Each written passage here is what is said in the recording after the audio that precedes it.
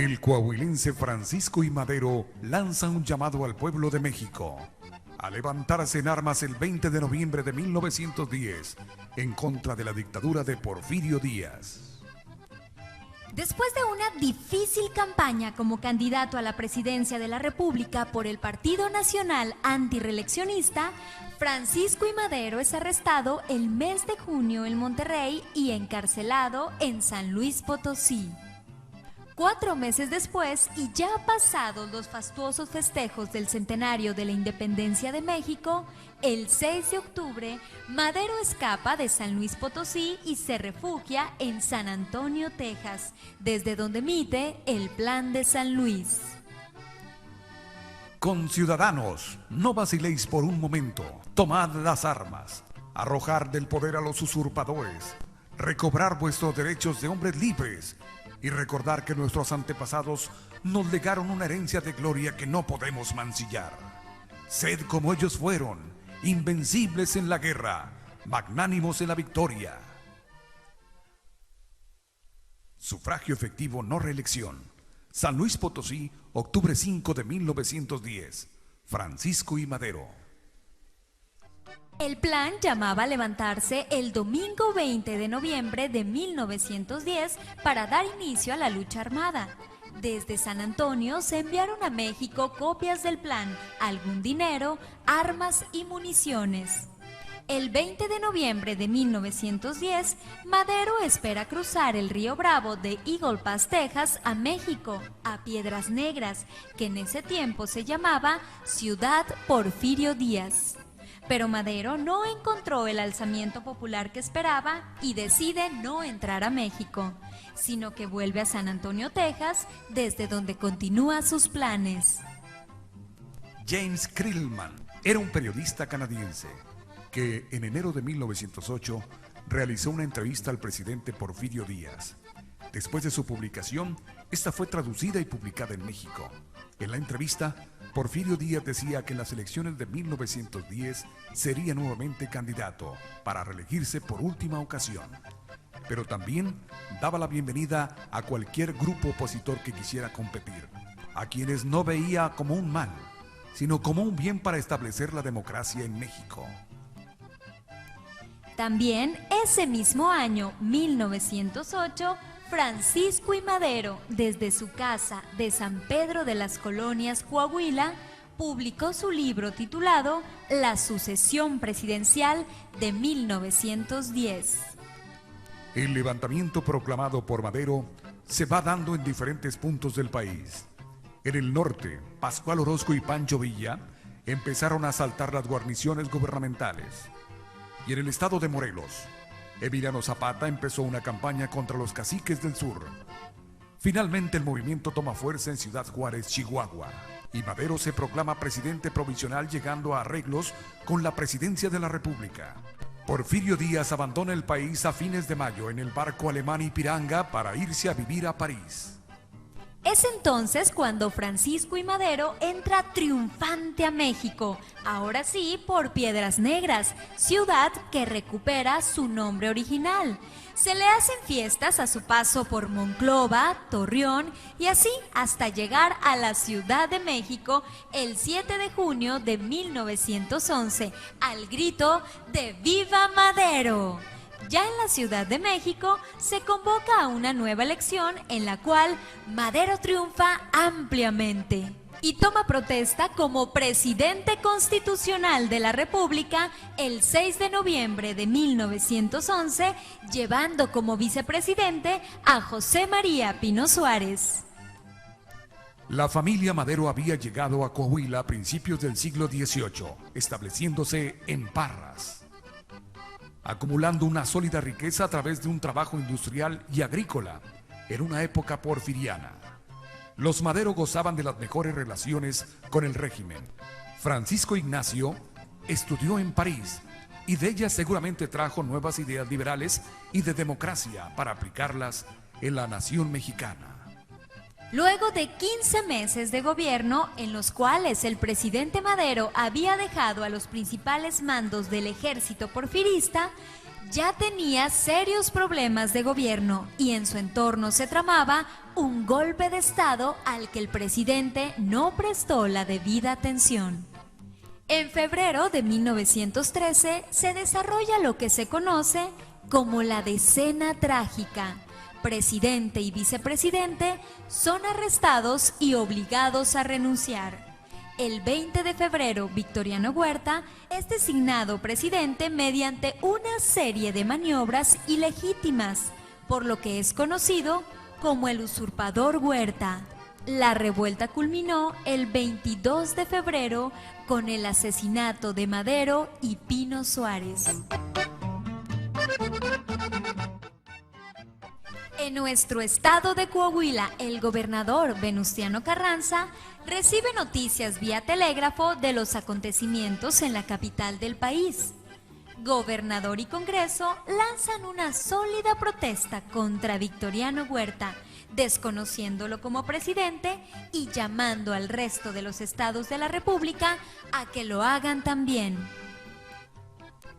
El 22º Congreso Constitucional del Estado Libre, Independiente y Soberano de Coahuila de Zaragoza, con el decreto número 1421, artículo primero, se desconoce al general Victoriano Huerta en su carácter de jefe del Poder Ejecutivo de la República, que dice él le fue conferido por el Senado, y se desconocen también todos los actos y disposiciones que dicte con ese carácter.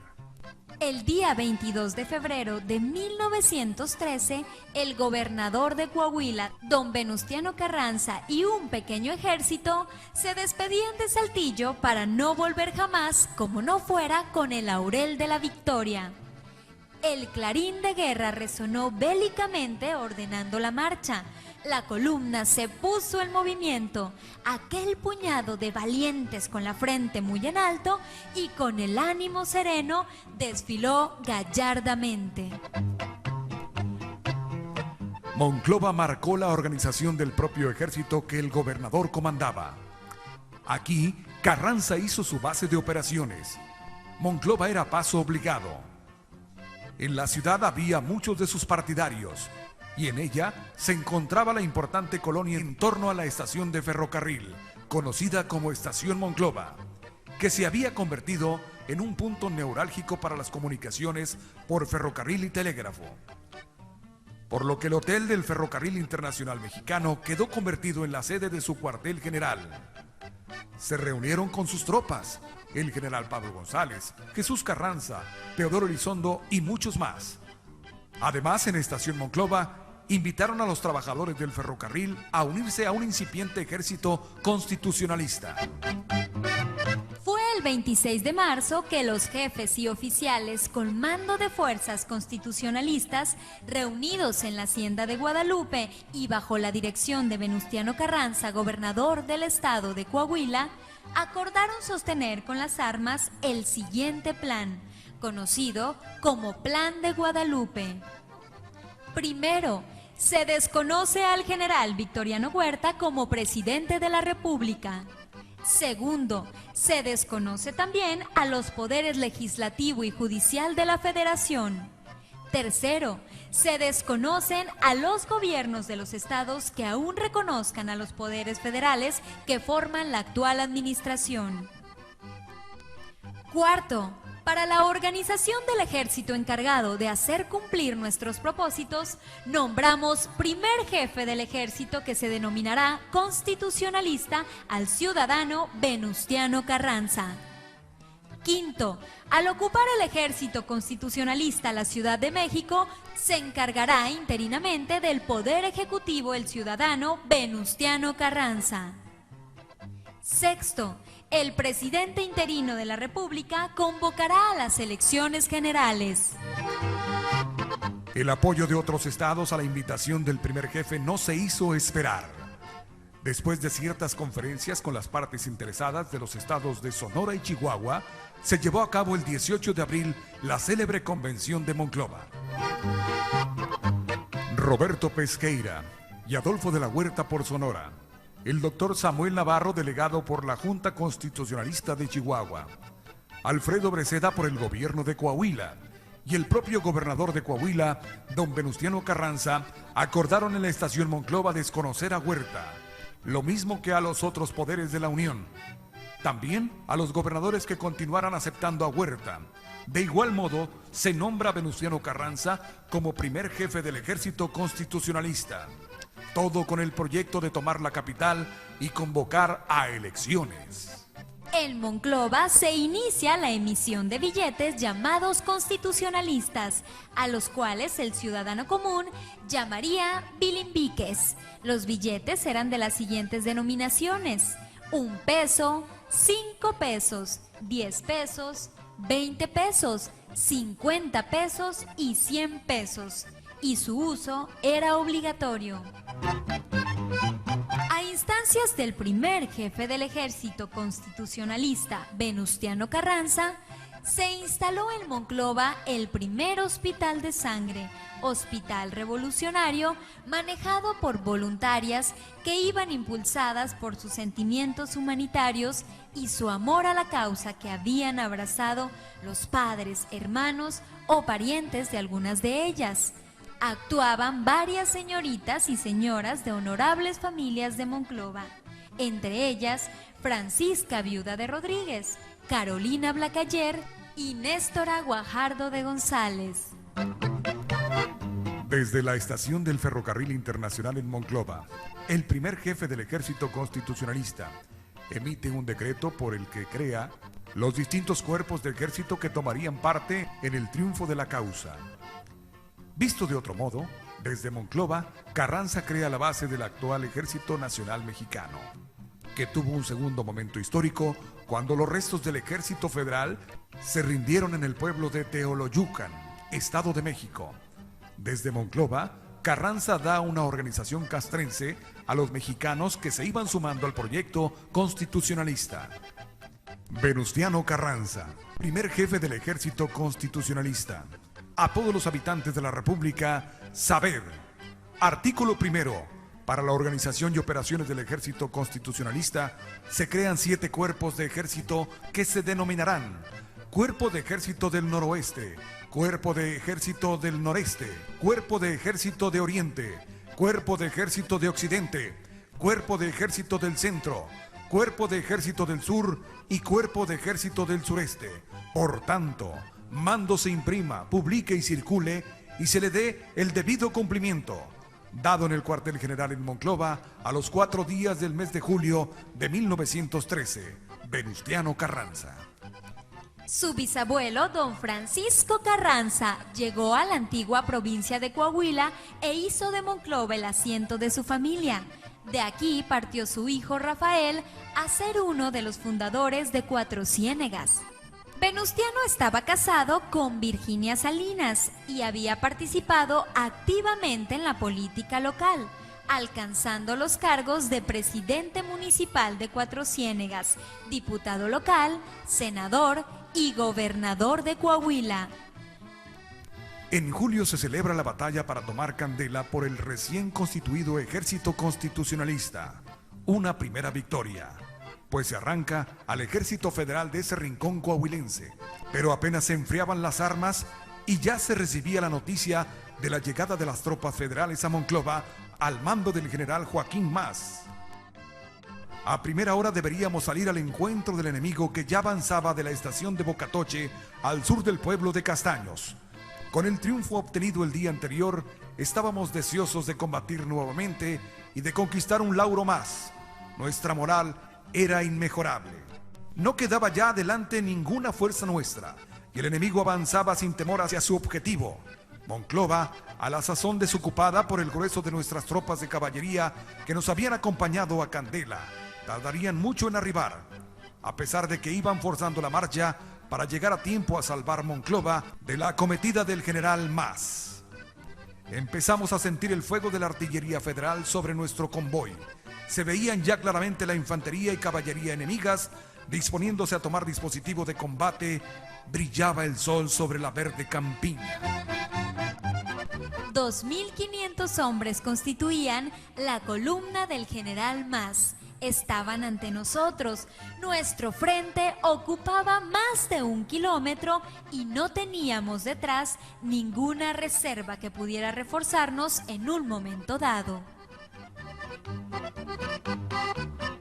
El enemigo dejó una parte de su columna batiéndonos y el resto se dirigió resueltamente a posesionarse de la plaza que era su objetivo. A los pocos momentos del combate teníamos ya bajas de consideración. Cuando fue indispensable retirarnos, dejamos en el campo a 30 hombres sin vida. Lentamente y en formación de escalones, hicimos la retirada sin perder contacto con el enemigo y sin dejar de hacer fuego. Algunos soldados cargaban a sus compañeros heridos. Don Venustiano ordenó que tomáramos rumbo a la estación, pasando por el pueblo, pues había recibido ya correos de Pablo González notificándole la situación.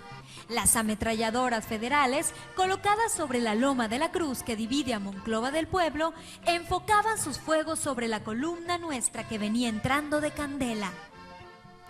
Impávido, sereno, sobre su caballo prieto, iba el jefe de la revolución sin que se alterara un músculo de su cara, cruzando por aquella zona peligrosísima, bajo el aguacero mortífero de los proyectiles huertistas, seguido por su hermano, don Jesús, y los estados mayores y tropas que, henchidas de confianza en él y en su causa, no demostraron temor, pero comprendían la terrible situación que acarrearía la ocupación de Monclova por el odiado huertismo.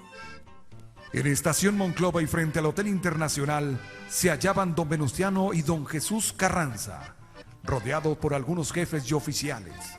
El general Pablo González comunicó a don Venustiano que aunque la plaza estaba perdida, él seguiría combatiendo en la estación hasta que el primer jefe se retirara al lugar seguro. Y entonces el primer jefe, viendo lo irremediable, ordenó que nos dirigiéramos a Cuatro Ciénegas por el camino de nadadores. También ordenó que salieran los médicos y enfermeras del hospital de Monclova en trenes rumbo a Piedras Negras. Alrededor del primer jefe fueron saliendo los elementos que íbamos en retirada. Como el enemigo había ocupado la loma de la Bartola, y desde ahí nos ametrallaban con la artillería gruesa que había colocado en ese punto dominante, dirigiendo sus tiros sobre el hotel, que es el edificio más alto. Nos dirigimos hacia nadadores, pero habríamos caminado unos 500 metros o poco más, cuando de pronto el primer jefe, que iba delante, paró su caballo prieto y volvió la cabeza hacia atrás. Inmediatamente se acercaron los capitanes Lucio y Juan Dávila. ¿Qué le pasa, jefe? ¿Qué le hicieron? Y él contestó: no, mi cuarta. ¿Qué hubo con la cuarta? ¿Se me cayó? ¿Dónde se le cayó? En el embarcadero, donde estuvimos parados. Pues déjela, jefe, dijo Lucio. Aquí está mi fuete, que está re bueno. No, repuso el jefe, vamos a recoger la mía. Pero están lloviendo balas, jefe. No importa, repuso don Venustiano, yo necesito mi cuarta. Y sin más palabras volteó rienda. Y ante la estupefacción y consternación de todos nosotros, arrancó al trote del hermoso penco prieto, y a todos ellos detrás de él, porque aunque el miedo era bastante, no era posible dejarlo solo.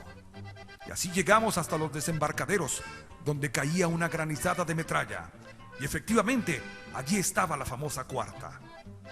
Don Venustiano se bajó del caballo y con una calma como si estuviera en el patio de su casa, recogió la cuarta y volvió a montar. Se volvió a nosotros y con voz recia pero reposada, dijo con toda tranquilidad: ahora sí, muchachos, vámonos. Y emprendió la marcha que a paso de camino, silencioso e impasible. Una de las construcciones que Joaquín Mas realizó en las inmediaciones de Monclova fueron las obras de defensa sobre la loma de la Bartola. Se construyó una vasta fortificación para artillería de gran alcance y dispuso que fuera conocida con el nombre de Fortaleza Mas.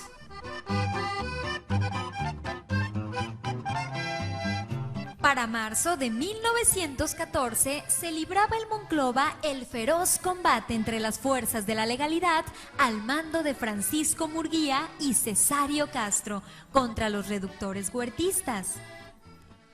Un edificio de la ciudad jugó desde épocas remotas una posición estratégica de defensa, la ermita, situada en la cima de la loma del mismo nombre. Contaba con una ubicación excepcional.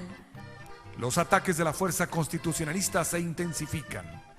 Poco después, entra en contacto con las fuerzas del general Francisco Murguía y logran concertar un plan para atacar la plaza de Monclova. El 10 de marzo, a las primeras luces del día, la columna del general Francisco Murguía atacó con furia las fortificaciones enemigas del barrio España por el norte y la fábrica La Buena Fe por el sur.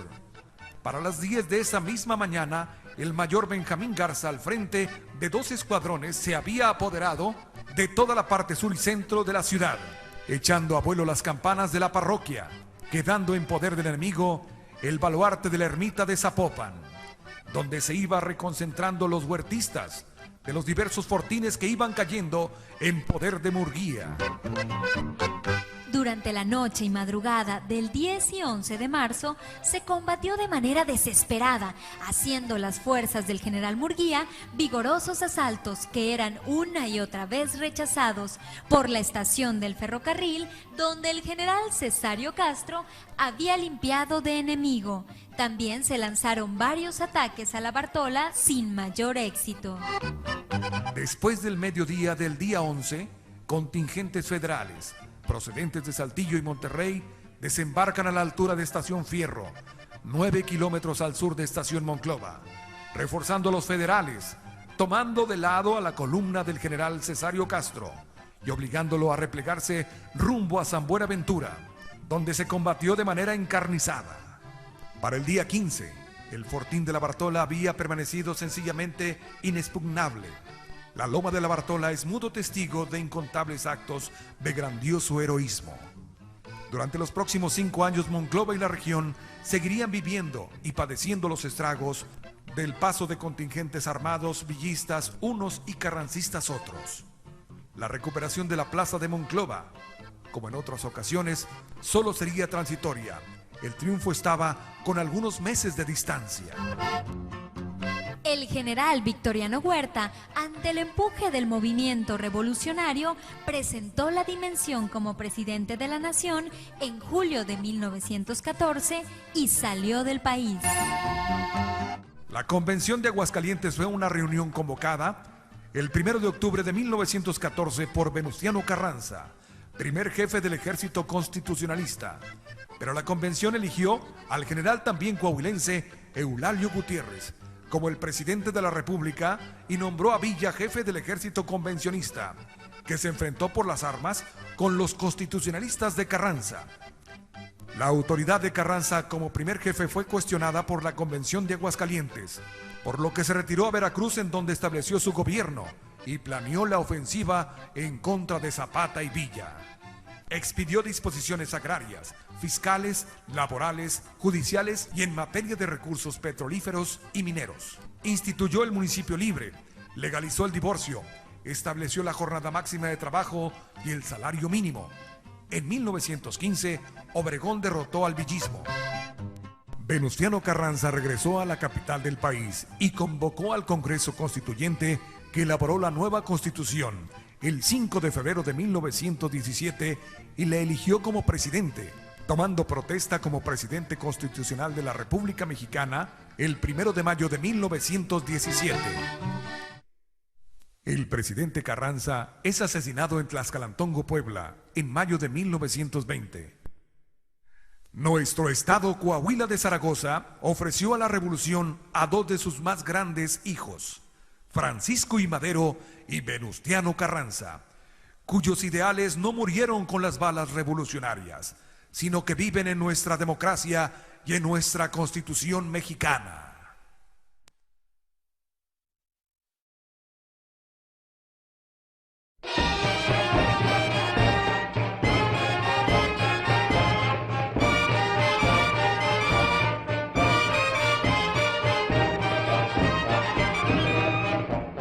Don Venustiano Carranza, gobernador de Coahuila, por defender la razón, trae en peligro su vida. estado de Coahuila, dicen que le pertenece. Se levantó a defenderle en 1913. Don Venustiano Carranza, jefe de Resolución, lo eligen por hombre honrado y paz dará la nación.